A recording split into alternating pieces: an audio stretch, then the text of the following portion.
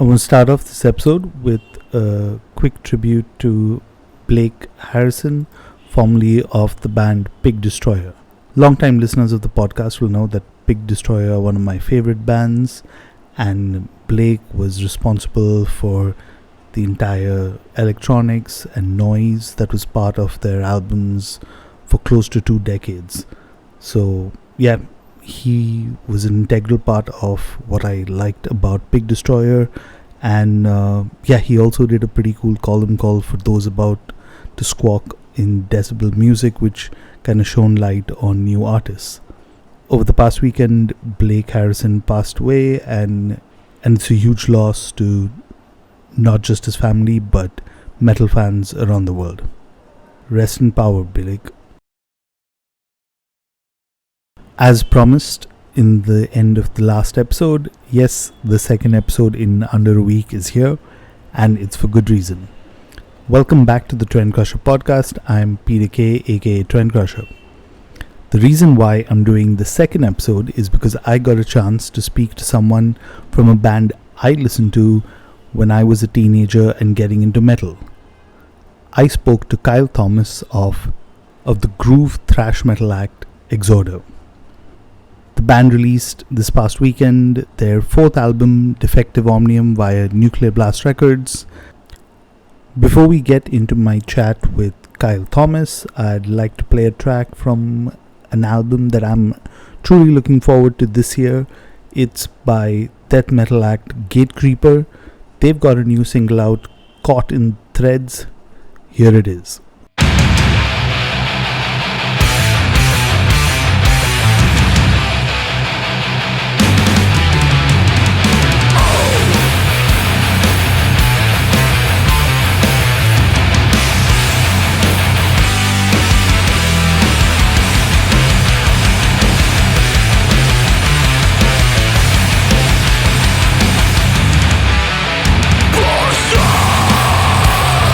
By the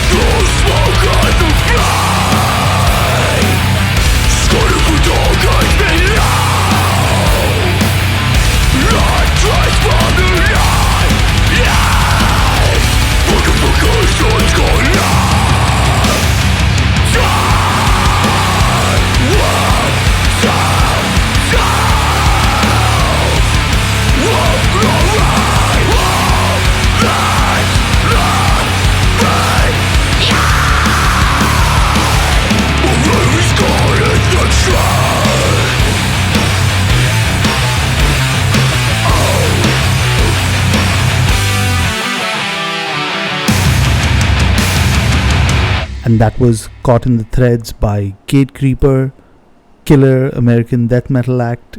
If you haven't already heard their music before, do check them out.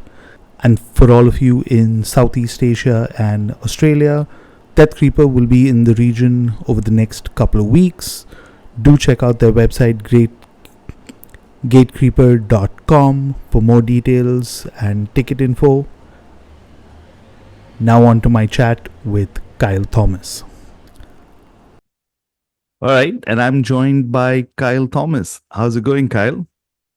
Well, everything's really, really good right now. How about yourself? You good? Yeah, it's a little past 1 a.m. here in India, but that's a lot of yeah, it's worth the wait, I'd say, right? And you'll realize why as we go past in our conversation. But the reason why we're speaking at this hour is because your fourth album, Defectum Omnium, which is Latin for the failure of all, is out very soon, in less than a week after we speak. First of all, how does it feel to be doing press and talking about the album, considering you all have been sitting on this album for a while, I've read? It's actually been pleasant. Sometimes when a new album comes out and you do a lot of press, it's like, oh, I got to do these interviews. But to be honest, most of the interviews have been very fun. And not to mention, we're very excited about the album. So we're happy to talk about it a little more frequently than we might otherwise. But yeah, the interviews have been going really great, and most people seem to really be enjoying and connecting with this album, and that was the goal. So, since you've mentioned that you've been talking to press, obviously people have got advance access to the album. There are also reviews coming in. So, just to kind of get a feel from your end, what do you think is something that so far, at least from the press? Actually, let's start off with this. I roll back. Do you actually read reviews after all these years of your albums? I do. I don't always uh, put too much of a value on it because it is just someone's opinion. Um, but it is nice when the reviews are mostly favorable, and they have been for this new album. So, but yeah, I still read the articles. I read the comments. I don't let the negative stuff bother me. It's not everybody has to love me or what I do. I kind of don't care about that. But it is nice when people appreciate it. That's for sure.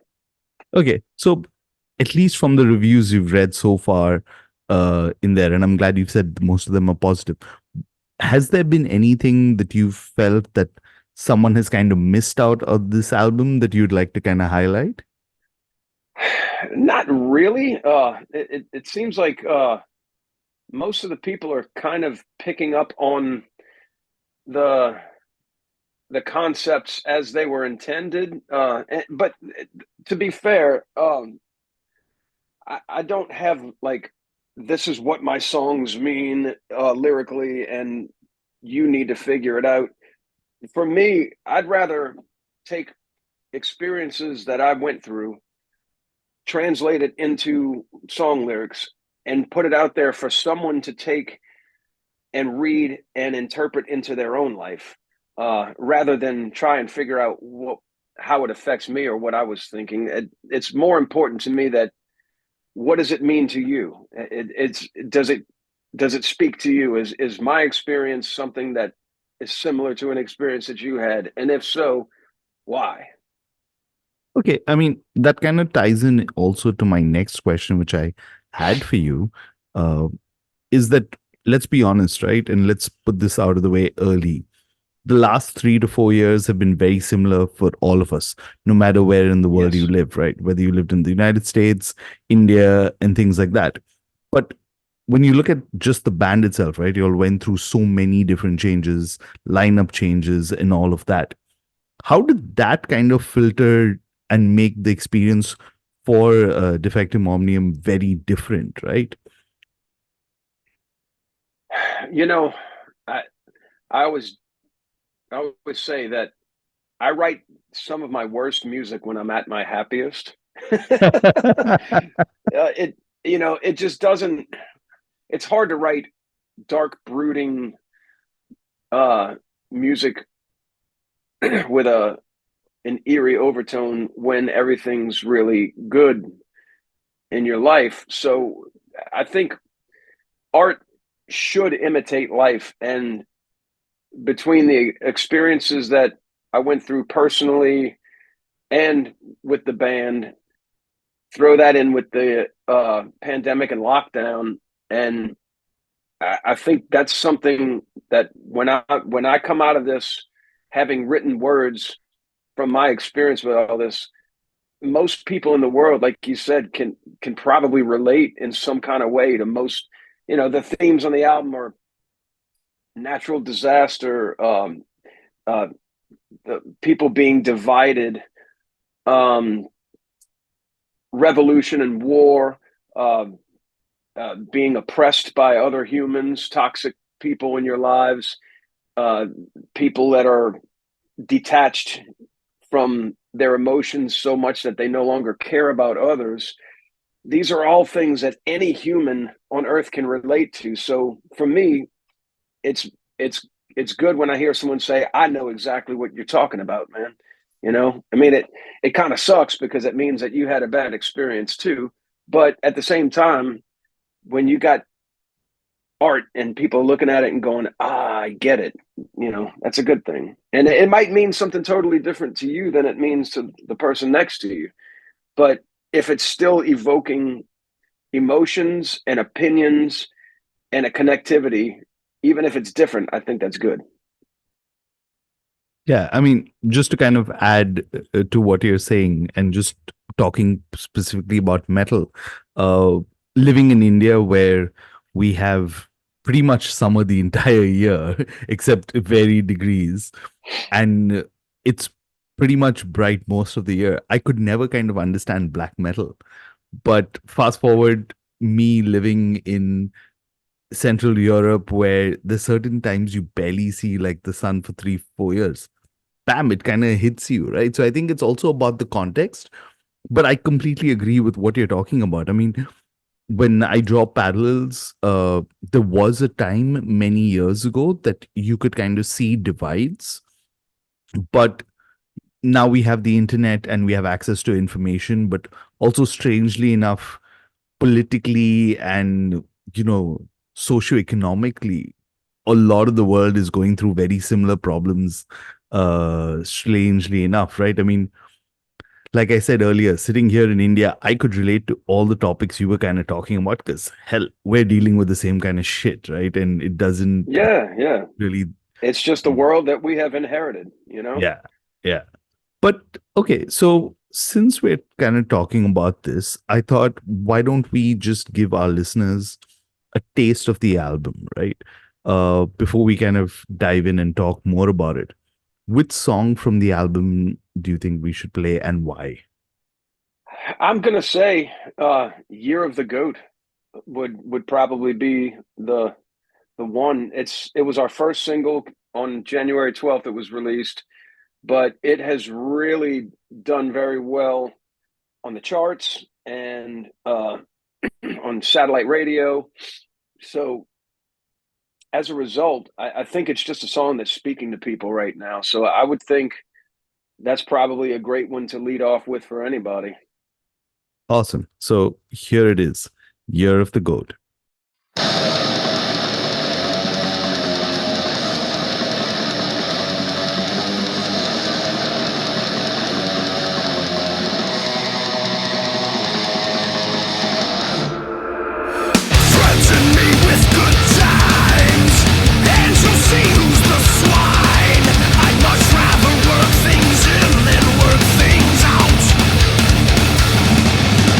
Struck down hard and in love, take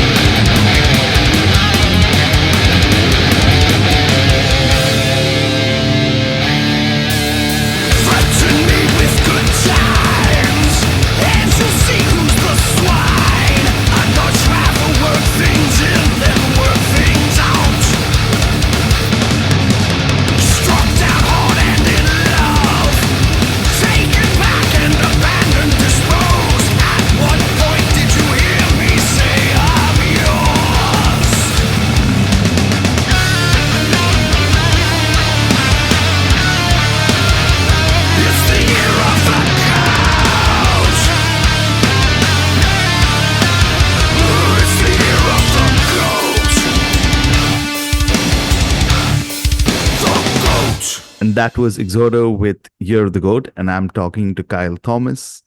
And let's talk more about the album because, you know, it's been a while also. And this is where I'm going to talk about why I said it's really great talking to you and just why it was worth staying up, right?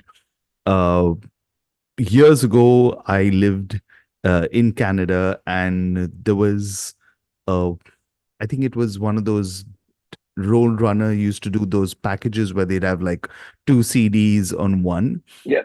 And to be honest, as a college student, they were great value for money. So I think you know where I'm going with this story. But I ended up picking up Exhorder, Slaughter in the Vatican, and The Law.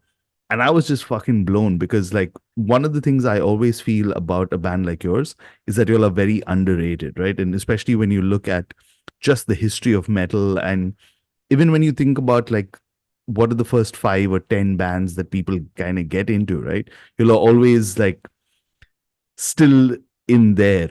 So that's why I was really glad to kind of talk to you and just kind of, talk more about the music itself. Uh, which kind of brings me again back to Defective Omnium.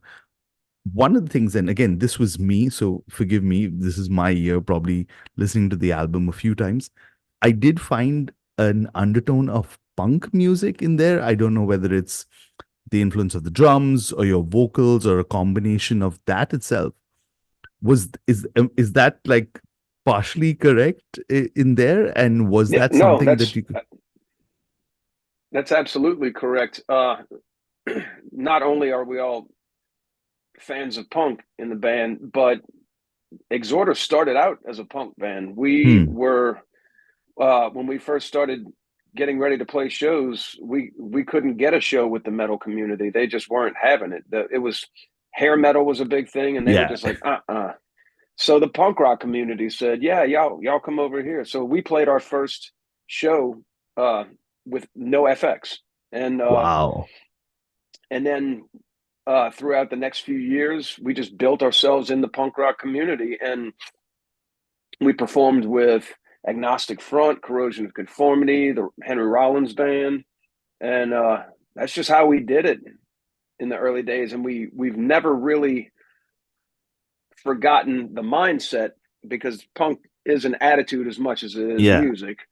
Uh, but it's that it's a less pretentious uh, vibe in the community than a lot of other music communities, I think, and it's a more unified group in most places, in my experience. I mean, there's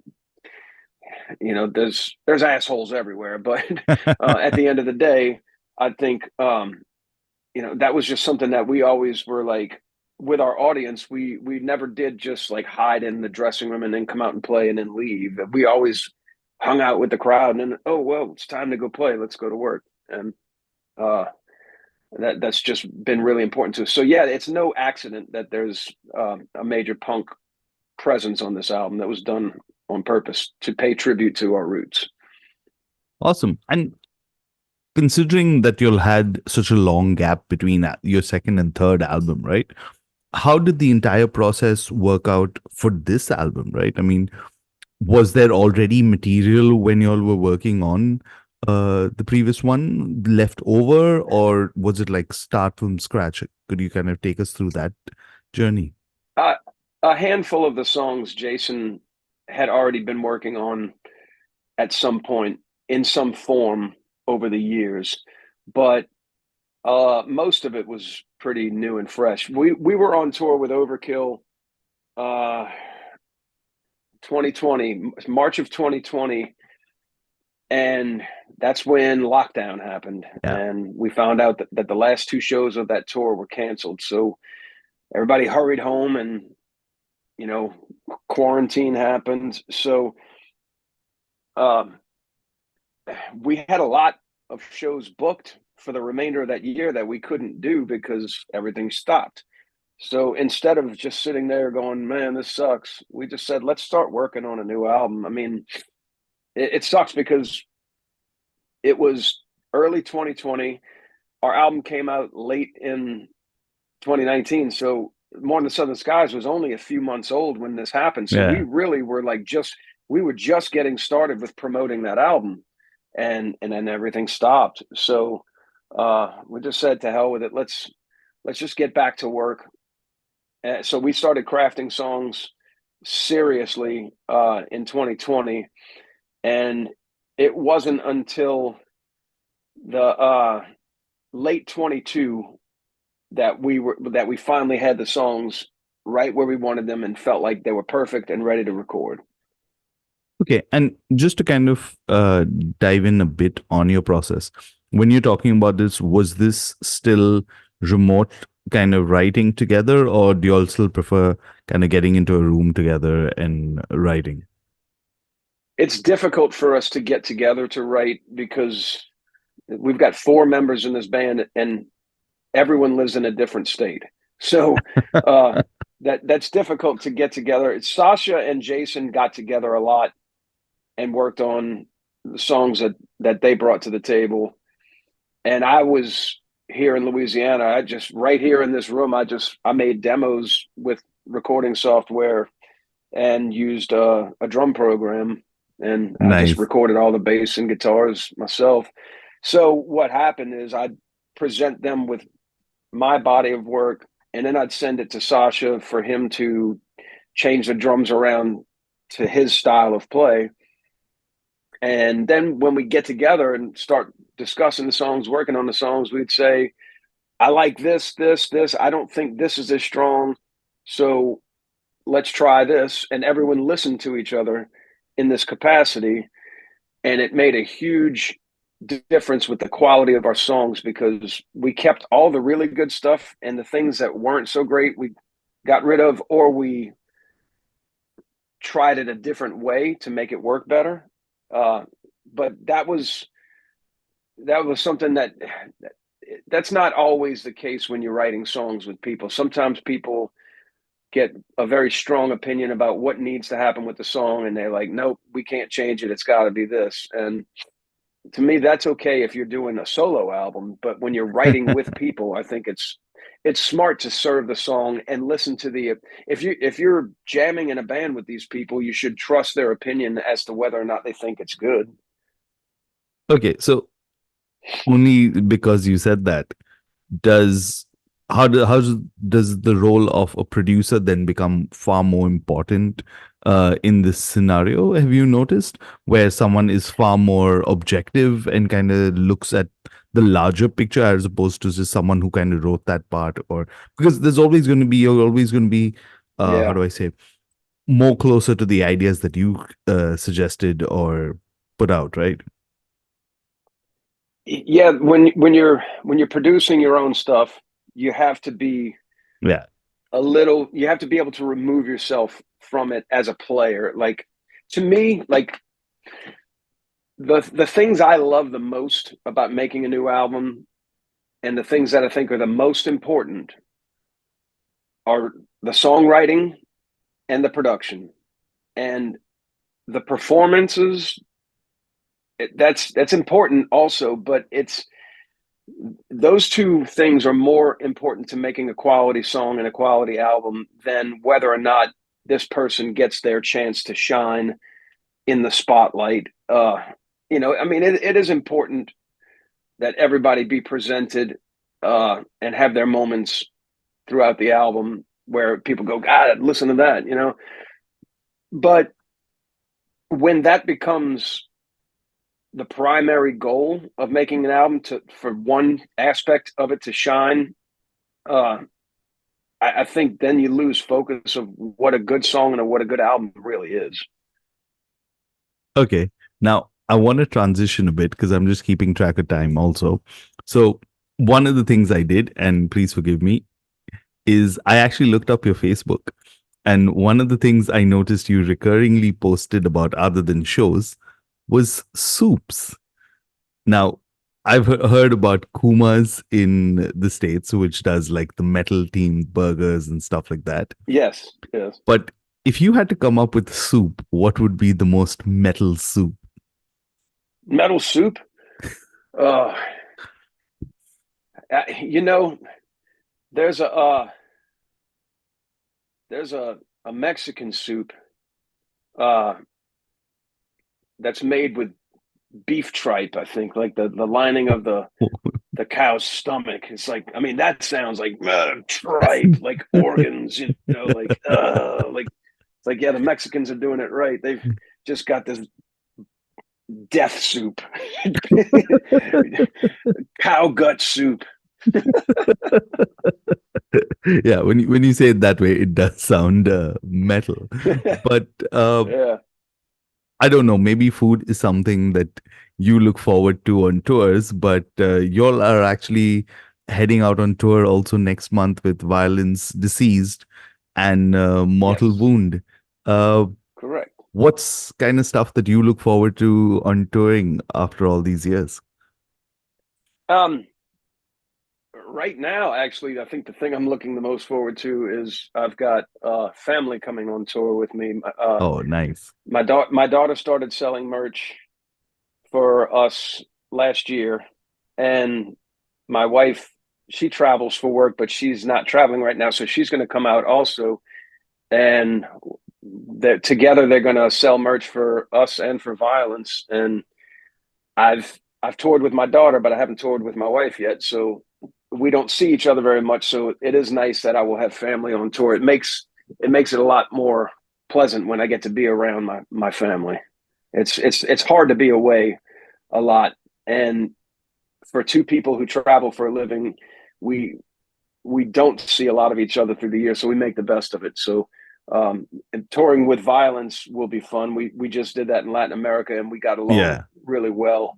And so it always helps when the band you're touring with you get along with and work well with. awesome. Is there any other shows or any other gigs or tours that you can talk about at the moment that you all have probably got planned out? Yeah, in May we're going back to Europe to play festivals, and we're doing a string of club shows, and some of those we're doing with Nervosa. So that's going to be a good fun tour, I think. Or late spring. Okay, awesome. So again, those in the States, those in Europe, a lot to look forward to. And if you're in those cities, do check out the thing. So before we wrap up, I mean, I have at least a couple of questions that I should definitely ask you. One is considering when you're looking just as the history of a band of the band, and I like how in some scenarios it's called like the second chance that you all have kind of got with the band. What do you think when you look back, or instead of looking back, looking forward, what are some of the things that you would really like to kind of achieve, even if you all don't have like kind of goals or things like that, but things that you all would like to do as a band? World domination. I mean, that in all seriousness, we just want to enjoy what we do with as many people that enjoy us doing what we do. So if it grows to something bigger than we ever hoped or dreamed of, great. And if not, I'd be content if I could just pay my bills and do this. That's that's really, the minimum goal is at least, can I turn this into a business that I can rely on? And then that way I feel like I can finally do what I was born to do instead of having to work side jobs and that sort of thing. Um, but I've always dreamed of making the most of my opportunity as a professional musician. So if we become one of the bigger bands, great. And if we just succeed on a smaller level, that's great too. That's fun. We're just happy that anybody cares. Okay. And just to kind of wrap up, uh, this is again a slightly left of the field question. In all the press that you've done so far, what's one question you wish you were asked and you haven't been asked so far? Um, well, let's see. That's a good one. Uh, why I have not been asked why I haven't gone to get a psychological evaluation for being insane enough to want to play guitar and sing at the same time. Oh God.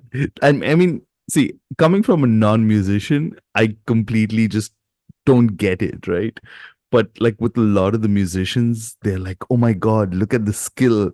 But yeah, I mean, I mean, bad enough it's, first of all, standing in so many people, screaming, whatever, and then like also playing guitar. So yeah, yeah. Yeah, it's a challenge for sure. I actually am enjoying it, but it is a challenge. Sometimes I'm in it trying to make it happen because I have to learn the songs, and then I have to be able to play them full speed without, you know, major mistakes, and then I have to figure out where I'm putting my voice because it's a lot of counter rhythm. It's not Yeah. always falling on the same thing. It's a lot of this. So it's a lot of this and multitasking. I mean, honestly, so yeah, it's a challenge, but it's been a fun challenge. It's when I finally can do it. It's like, wow, this is cool. Yeah, yeah. And I think just the fact that like now that y'all are reaching out to all these bands, and especially I think also talking on like a month before you'll head out on tour and stuff like that, right? So I think that's where it really Yeah, gets. But yeah. There's songs we're playing on this tour that I still can't play yet. oh boy. So I'd say all the best for that, and for everyone who's gonna end up watching you, try good luck trying to figure out which songs they were. Yeah, yeah, exactly. Okay, so I mean, I could do this for way longer, but just to quickly wrap up, any final words, anything you'd like to add to all the listeners? We're just grateful for anybody who's been here for many years supporting and loving this band. We thank you for sticking around. And for all the new people, welcome to the cult. We're happy to have you. Everybody's welcome on this boat. So we hope to get to see you guys at some point and play for you. We've got a lot of years to make up for by not having done anything for 27 years. So here's to you guys. Thank you. Awesome. Thanks so much, Kyle. Really appreciate this. Yeah, likewise. I do appreciate you taking the time out. Thanks. And I'm sorry it's so late. That was Kyle Thomas of Exhorder. Really jealous of all of you who get a chance to catch the band live in the coming months. I really enjoyed listening to Defective Omnium. As always, head to the show notes for links on how you can buy a digital or physical copy of the album. And while you're doing that, if you're on Spotify, why don't you leave us a rating or leave a comment? I'll leave a question in there. But that's all for this episode. I'll see you all very soon. Cheers.